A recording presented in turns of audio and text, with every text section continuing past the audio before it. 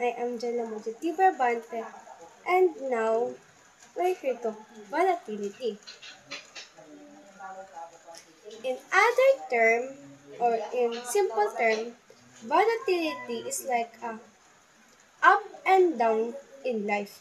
Just a Bible offer guidance for navigation through times and uncertainty. Understanding volatility help us manage the unpredictable change in our lives on in the market.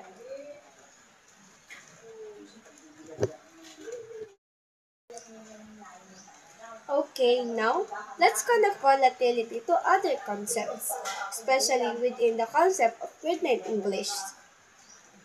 Here are the some related ideas. Number one, emotional and character development in literature. Character arcs. Volatility can describe a character emotions, state, or behavior, especially when characters undergo significant change or face conflicts. Conflict. Volatility can be a catalyst for conflict in a story, either internal within a character or external between character or forces. Mood and atmosphere.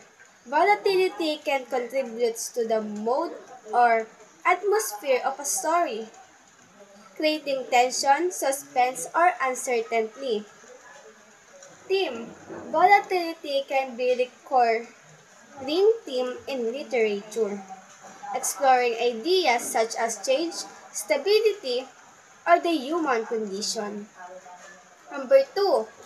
Language and rhetoric. Number 1. Figurative language, written might as metaphor or smells to describe volatility such as volatile as a storm or a volatile situation. Diction. The choice of words can convey volatility, using strong verbs and adjectives to describe rapid change or intense emotions. Tone.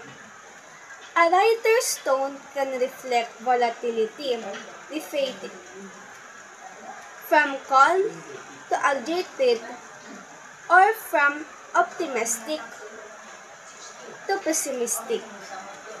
Number 3. Social and historical content. Historical event. Volatility can describe the instability of a particular time period such as during a war, revolution, or economic crisis. Social issues. Volatility can relate to social unrest, inequality, or political upheaval, reflecting societal tensions and conflict. Personal narratives. In personal essays or memoirs, volatility can describe personal experience of change, trauma, or emotional turmoil.